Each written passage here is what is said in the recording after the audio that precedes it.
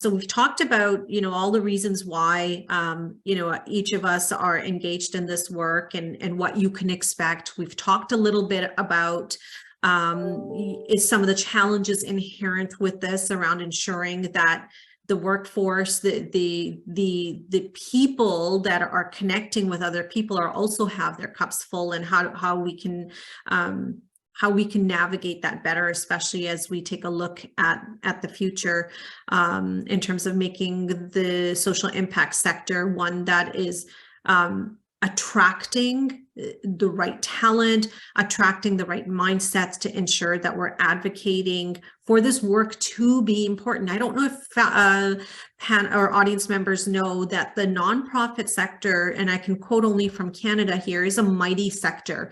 The number of employees it employs and the GDP that it adds to our nation is the combination of the oil, gas, and manufacturing industries combined. So it is huge, and the implications of getting it right are huge, and the implications of continuing down a path where we're not able to advocate for those that are spending their careers into this is also equally as grave and equally as risky because of the high stakes here. So I would like to sort of turn the corner around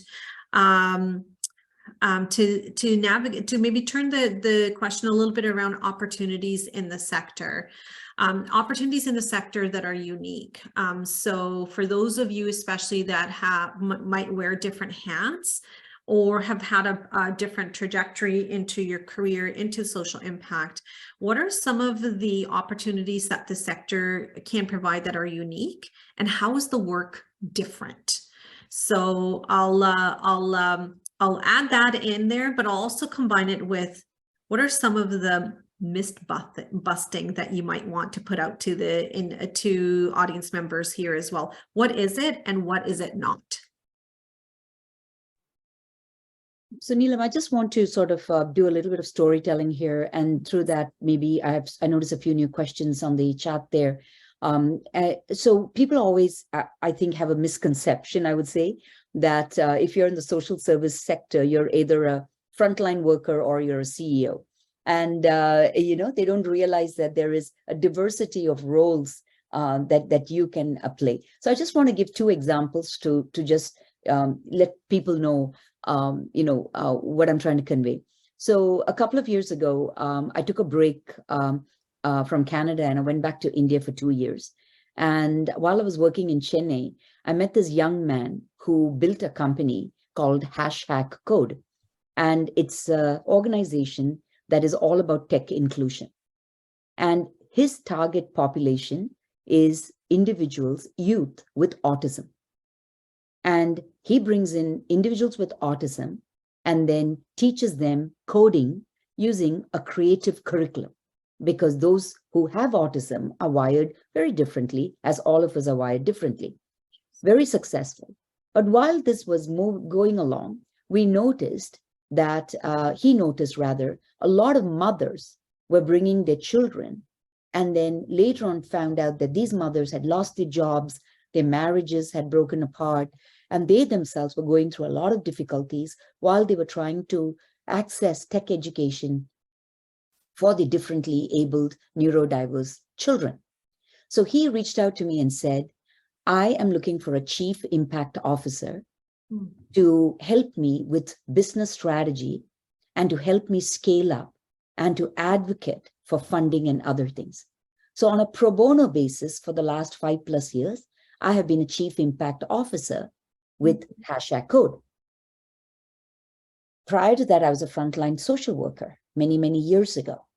At SFU, I'm an associate vice president with external relations, which is all about strategic partnerships and government relations. All of this is possible, in my opinion, because of 3 things. One, I am empathetic and do care about the impact I have on the world and the legacy I leave for my children and for anyone else. Number 2, I got a fantastic training when I did my master's in social work. So education. So you have the person you have the education. But number 3, which I want to talk about, is mentorship and lifelong learning. Throughout my career, I'm 55, till the age of 45, I've always had a mentor. Someone who was 3 steps, 5 steps ahead of me, who taught me, showed me the ropes, and kind of gave me a glimpse of where society was going. People would always think that these mentors are always, company heads or, assistant deputy ministers or people in the community. In my case, my mentors were also my 2 sons, who are now 22, 25, living overseas. They introduced me and convinced me to embrace disruptive technologies, which I was shying away from. Because as a social worker, my head was always in counseling, in 101 sessions. I would not embrace the impact of technology, positive impacts on society.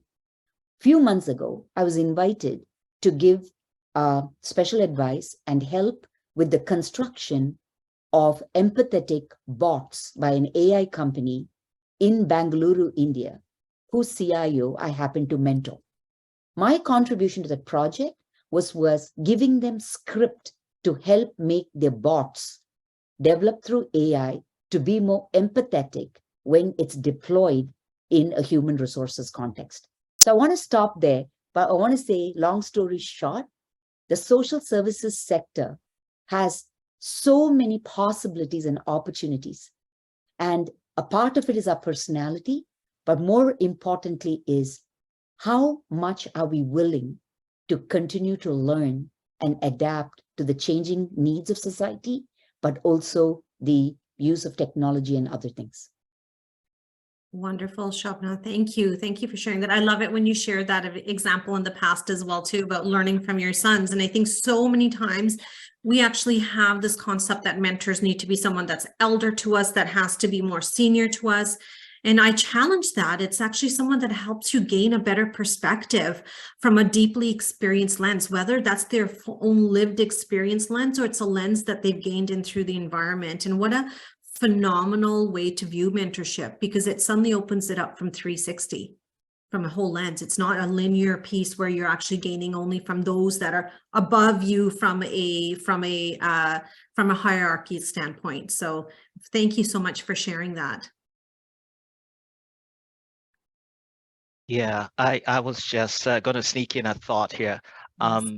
I can't help but perceive the sector as a fly on the wall in the village square, so to speak. I think we have great opportunity for positive influence, particularly given that the demographic in Canada is shifting so rapidly. We want to avoid the mistakes of the past and actually affirm what has been done well, and promote and establish that, and then allow all these influences coming from beyond these borders to actually that are good and helpful for this country to find a safe place, because that's good for everybody. One of the things we're going to have to do is, I think, establish in our hearts, and this is important to me, the fact that we are a brother's keeper.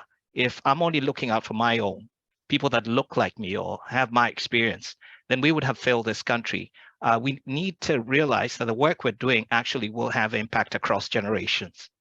And we have an excellent vantage point to address that issue, because just our work gives us that, to build a kind of country that we and the future generation would be pleased to live in.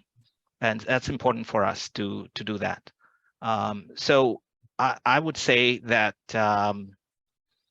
we need, and the other aspect, again, just to feed off what Sabana's shared, again, I'm amazed at how being immersed in this experience continues to enrich my worldview daily and tweak it and recalibrate, any, maybe biases, prejudices, or points of ignorance I may have had, or affirm some good thoughts and ideals.